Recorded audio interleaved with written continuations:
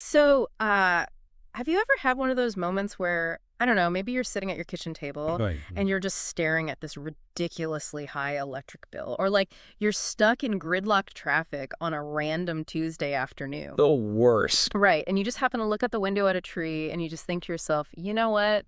You've got it figured out. You really do. Yeah, you look at that tree and realize it has um, absolutely nowhere to be, no deadlines to meet, nothing to pay. It just stands there. Exactly. It just stands there completely unbothered by the sheer exhausting weight of existence.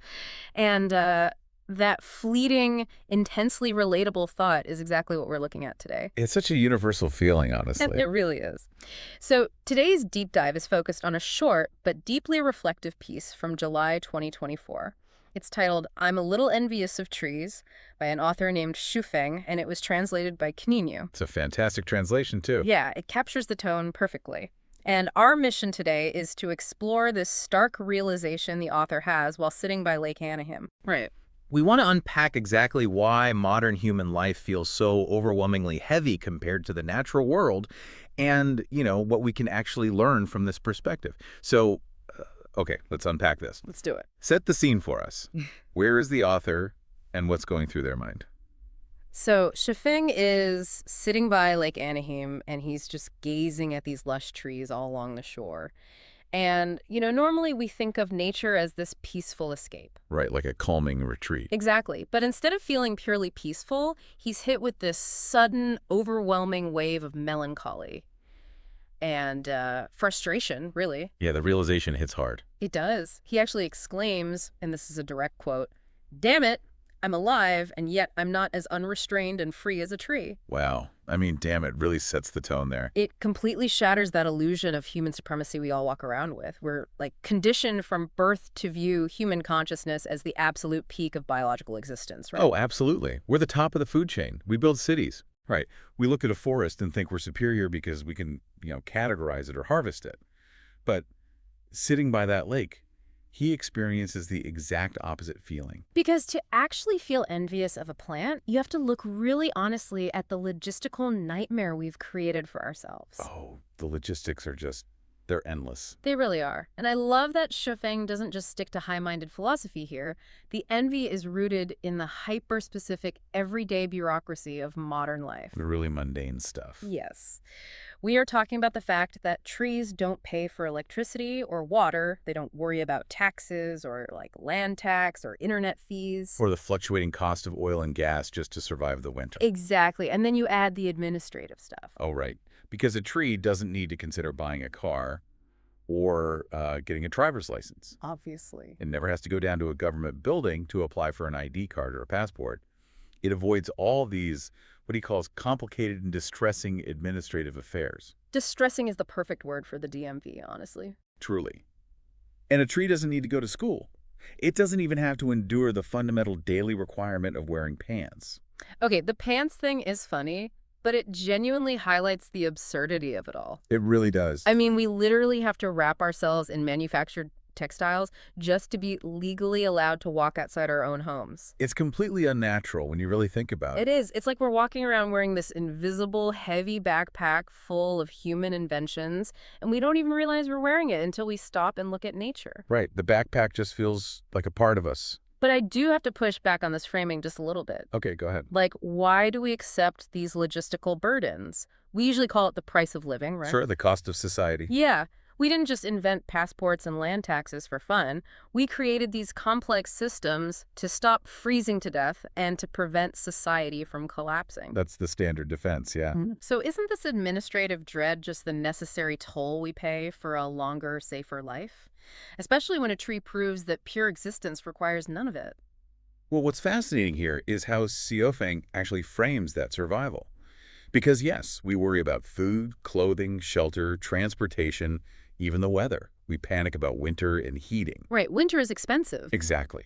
But trees, conversely, they simply grow naturally. The text says they are cared for by nature. Just cared for by nature. Wow. It points out the absurdity of how far human civilization has strayed from simply existing. We built this massive secondary environment, the economy, the housing market, to protect us. But now we just serve the secondary environment. Precisely. We spend our entire lives frantically serving the bureaucracy just to stay alive. So we traded the physical hardship of the natural world for the psychological exhaustion of the artificial world. That's a great way to put it. Like, we don't have to forage for berries anymore, but we have to forage for a Wi-Fi signal to do a remote job, to pay a landlord, to avoid sleeping on the street. The friction is just constant. Yeah, friction. And that physical toll, the bills, the taxes, the ID cards, that's really just the visible layer, right? Right, that's just the surface. Because the discussion transitions into something even heavier. Shuifeng views human connection itself not as a joy, but as another layer of draining complexity. This part of the piece is really striking. It really is. So, beyond the paperwork, what are the social burdens he associates with humanity? Well, he lists the troubles and pains of social interactions, personal relationships. He talks about the sheer exhaustion of managing the emotions of parents, children, and spouses. Just the phrase managing emotions sounds so clinical and exhausting. It does. And he adds that trees don't have to worry about socializing with relatives and friends during holidays. Oh, holiday socializing. The ultimate drain. Right, and they don't argue with neighbors, or, as he brilliantly puts it, distant trees, about right or wrong. Distant trees. I love that phrase. It's so good. It really makes me think of emotional bandwidth. Like, human social life functions like a smartphone that has way too many apps running in the background. Oh, that's a perfect analogy. You know, you've got the parental expectations app running 24/7. The workplace politics app is eating up your processing power. And the holiday socializing app is destroying your battery life. Exactly. Your battery is constantly draining, and by noon, you are completely exhausted without having physically done anything. While the tree is operating beautifully offline. Completely offline, no apps, perfect battery life. But I have to raise a thought-provoking pushback here, too. Let's hear it. Society usually tells us that relationships and family are the best parts of being human, right? Of course. It's what gives life meaning. Right. So isn't it striking that the author views them entirely as emotional labor? I mean, are we losing the plot if we just see love as a tax we pay? If we connect this to the bigger picture, I don't think he's saying love itself is bad. He's highlighting the sheer exhaustion of human friction on a larger scale. The friction again. Yeah. When you zoom out, that interpersonal friction becomes institutional. A tree has no sense of national borders, ethnicity, political parties, or religions. Wow. Right. It has no concept of a country. Exactly. These are all constructs that constantly force humans into categories and conflicts.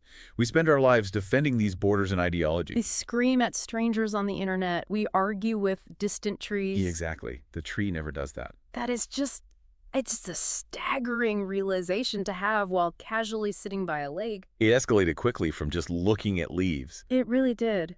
You start by noticing a tree doesn't have an internet bill, and 10 minutes later, you're deconstructing the entire framework of human tribalism and geopolitics. Because once you strip all that away, you're left with something really profound.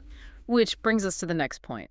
Having stripped away all these human burdens, the taxes, the emotional labor, the borders, what actually remains for the tree? It's a completely different state of existence. Yeah, Sui-Feng actually elevates this to the spiritual realm. He highlights that trees don't worry about aging, illness, or death. They're completely free from existential dread. Right. Instead, the text says they quietly observe everything around them, leisurely enjoying and savoring the beauty of nature. Just quietly observing. And he compares them to celestial beings. He even notes that because they lack borders, politics, and religion, they seem almost like Buddhas. Almost like Buddhas. That implies a state of perfect, effortless enlightenment. Effortless is the key word there. Right. Because Buddhism often focuses on eliminating attachment and ego to end suffering. Humans suffer because we are so attached to our identities, our property, our politics. And our fears of the future. Exactly. The tree suffers none of this. It has no ego to defend. It just exists in this perpetual, unjudging presence. It's almost painful irony, isn't it? How so? Well, think about the modern mindfulness industry. We literally pay thousands of dollars to go on these silent retreats. Oh, right. Handing over our phones at the door. Exactly. We sit cross-legged in a room, trying desperately to detach from our egos and just be present for a single weekend. And it's incredibly difficult work. It is. We pay all this money to artificially simulate the exact state of being that the tree achieves effortlessly, for free, every single second of its life. That's a brilliant way to look at it. The tree doesn't have to practice mindfulness. It is mindfulness. Right.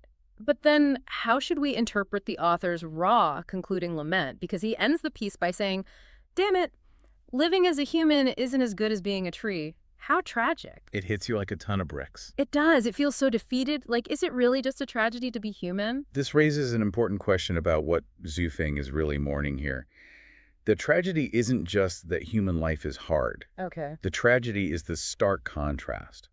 It's the contrast between our frantic, manufactured struggles, our endless running on the hamster wheel, and the calm, Buddha-like enjoyment of existence that is literally rooted right in front of us. We can see the peace, but we can't access it. Exactly.